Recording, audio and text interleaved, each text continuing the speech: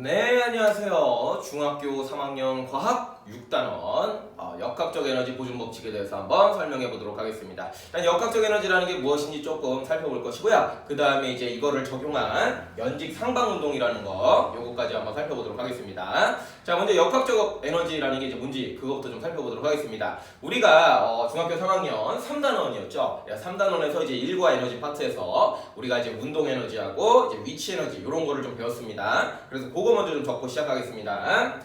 그래서 이제 첫 번째로다가 우리가 이제 위치 에너지 뭐 이런 거를 배웠습니다. 에너지는 간단하게 E 이렇게 좀 쓸게요. 그래서 이제 위치 에너지라고 하는 것은 먼저 좀 한글로 써드리면은 공식이 9.8 곱하기 질량 곱하기 높이. 우리가 이제 요렇게 이제 우리가 배웠었습니다. 그렇죠? 예, 그래서 이제 높이 부분에서 이제 좀 주의하셔야 될 게 기준면으로부터 얼마나 높은 데 있냐. 그래서 기준면이 항상 이게 중요했죠. 뭐 여기가 기준면이면 이만큼 하는 거고, 여기가 기준면이면은 뭐 이만큼 하는 거고, 뭐 이렇게 기준면으로부터의 높이라는 거 좀 기억해 주시고요. 그다음에 간단하게 요거를 또 이제 기호로 쓰시면은 이제 이렇게 쓸 수 있어요. 자, 포텐셜 에너지라는 뜻인데요. 이게 영어로 하면 포텐셜 에너지예요. 그래서 이제 EP 이렇게 좀 쓰시고 간단하게 9.8 mH 9.8 mH 요렇게 좀 기억을 해주시면 좋겠고요. 그 다음에 이제 두 번째로는 이제 우리가 이제 운동 에너지라는 거를 배웠습니다. 운동 에너지.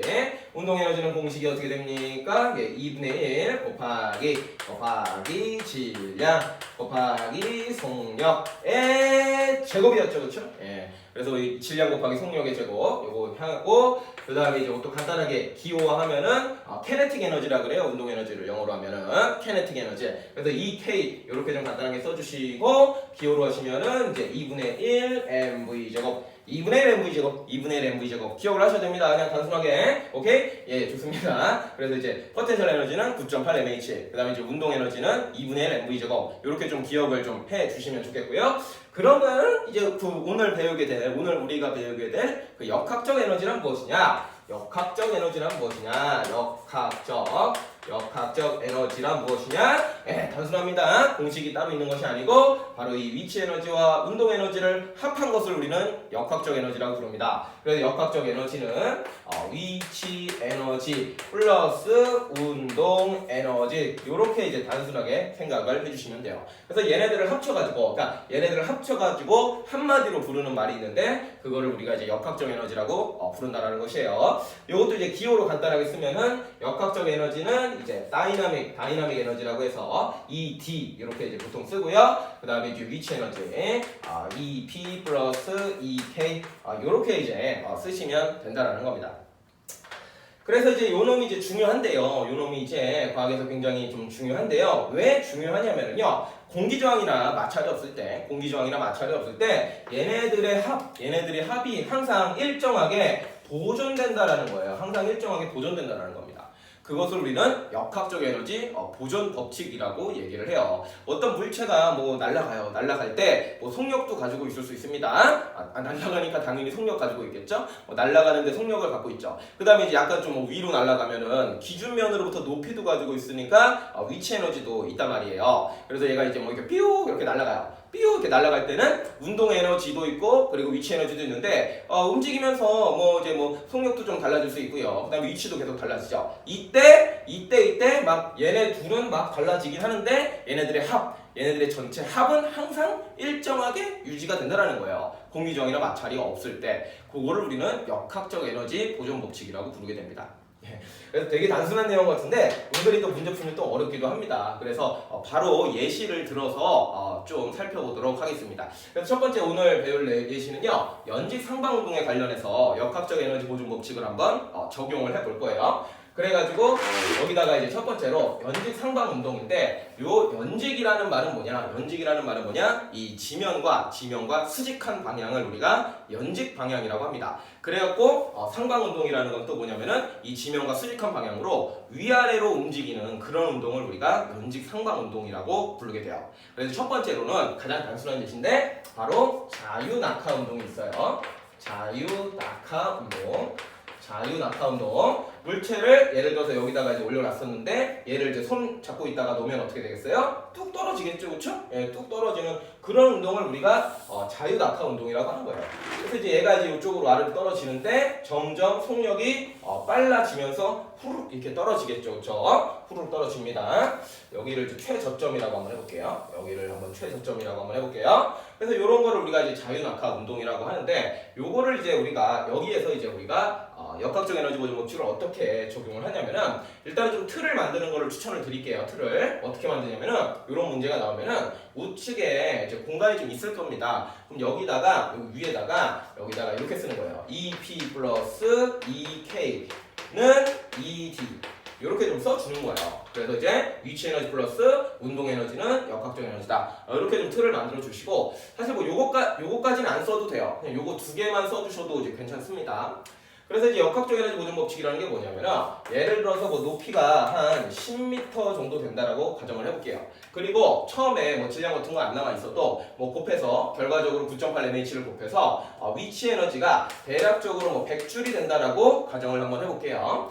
그 다음에 이제 처음에는 보통 일반적으로는 정지에서 출발하는 경우가 많습니다. 그럼 정지에 있으면은 여기는 운동 에너지가 없겠죠? 네, 그래서 0입니다. 그러면은 위치 에너지와 운동 에너지의 합인 역학적 에너지는 전체가 얼마가 되죠?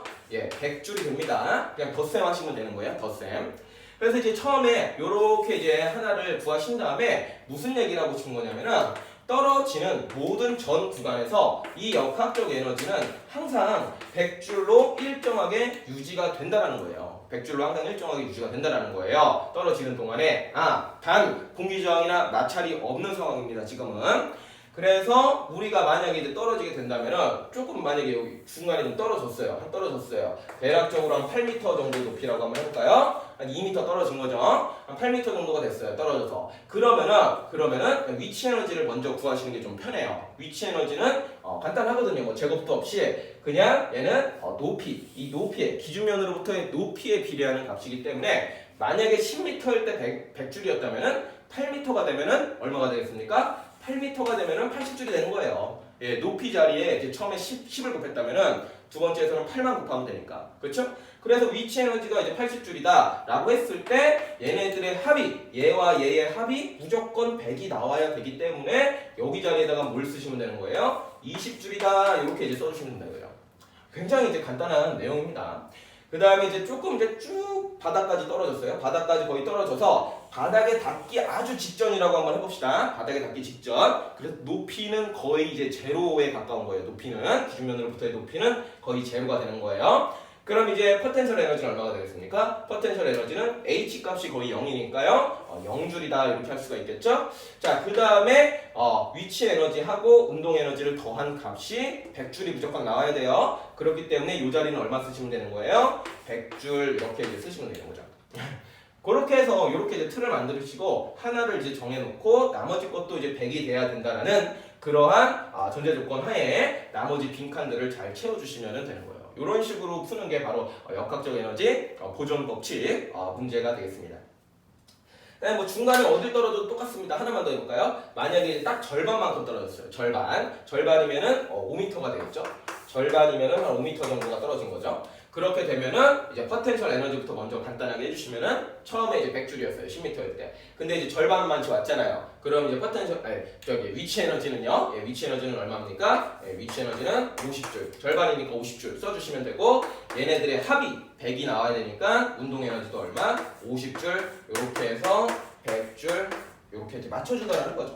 그래서 이제 이렇게 이제 여러분들이 이제 문제는 간단하게 좀 해주시면 됩니다.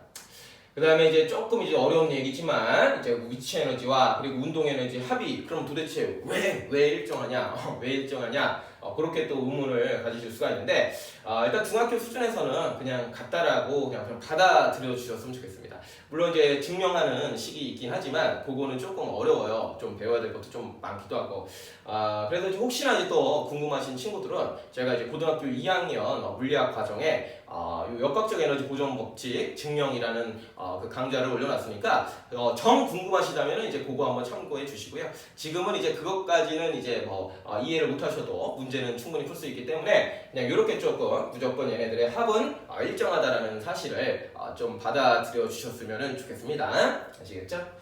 자, 그 다음에 우리가 조금 더 얘기를 조금 여기서 좀 정리를 조금 더 한 번만 더 하면은요, 여기서 이제 경향성을 좀 볼게요. 그랬을 때 처음에 하고 이제 끝을 좀 볼 건데, 처음에는 이제 위치 에너지가 100줄이었잖아요. 그쵸? 처음에는 위치 에너지가 100줄이었는데 비준면까지 떨어지면서 위치 에너지는 0줄이 됐네요. 그렇죠? 그러면 이제 100에서 0까지 100에서 이제 0까지 변했기 때문에 위치 에너지는 100줄만큼 감소했다라고 얘기를 합니다. 100줄만큼 감소했다고 얘기해요. 한편 그동안에 운동 에너지는 처음에 0줄이었는데 100줄이 되었죠. 그럼 운동 에너지는 100줄만큼 증가했습니다. 그렇죠? 그럼 우리가 이런 식으로 얘기를 하는 거예요. 위치 에너지가 감소한 만큼, 위치 에너지가 100만큼 감소했잖아요. 감소한 만큼 운동 에너지는 100만큼 증가했다. 이렇게 좀 얘기를 합니다. 위치 에너지가 감소한 만큼 운동 에너지는 증가합니다. 하나가 감소한 만큼 나머지는 증가를 하는 거예요. 마치 이제 시소처럼요. 그러니까 얘네들의 합은 항상 일정한 거죠. 이렇게 좀 받아들여 주시고요. 여기 중간에도 마찬가지예요. 위치 에너지가 얼마 줄어들었어요? 20줄만큼 줄어들었죠. 그럼 운동 에너지는 20줄만큼 증가하는 겁니다. 이렇게 이제 하나가 줄면 하나가 늘어나고 하나가 줄면 하나가 늘어나는 어떤 시소 같은 이런 관계를 생각을 해주시면 좋겠습니다. 자, 그 다음에 예시 하나만 더 들을게요. 그 다음에 예시 하나만 들을게요. 비슷한 예시인데요. 이번에는 위로 쏘아 올리는 경우에 대해서 한번 살펴볼게요. 똑같아요. 위로 쏘아 올리는 것도. 그래서 이제 처음에 위쪽으로 이제 어떤 V 값으로 던져 올린 거예요. 그럼 이제 쭉 올라가다가 뭐 최고점에서 멈추겠죠, 그쵸? 멈춘 다음에 이제 다시 떨어지겠죠, 그쵸? 근데 최고점까지 올라가는 것만 생각을 한번 해보겠습니다. 별거 아니고요. 요것도 이제 똑같이 EP 플러스 EK 요렇게 이제 좀 써줄게요. 그 다음에 ED까지 한번 써볼까요? 그 다음에 이제 중간에 채워주면 돼요. 그래서 처음에는 이제 H가 0이니까 위치 에너지는 0줄이라고 생각하시면 되겠고요. 운동 에너지를 그냥 또 쉽게 100줄이라고 가정을 해볼게요. 그러면은 이제 초기에 역학적 에너지는 얼마가 나오죠? 100줄이 나오게 됩니다. 그럼 이제 앞으로 이 100줄 갖고 노는 거예요. 위로 올라가는 동안에도 이 100줄은 계속 유지가 됩니다. 그래서 이제 최고점에 올라갔다고 했을 때, 우리가 이제 먼저 알 수 있는 것은 여기서 최고점에 올라가면은 속력이 순간적으로 제로가 됩니다. 제로가 되기 때문에 먼저 이 운동 에너지가 없겠죠. 속력이 없으니까 운동 에너지가 없는 거예요. 그래서 여기에 이제 빵 쓰시면은. 근데 얘네들의 합은 100줄이 돼야 되죠? 그러니까 위치 에너지는 얼마가 되는 거예요? 위치 에너지는 100줄이 되는 거예요.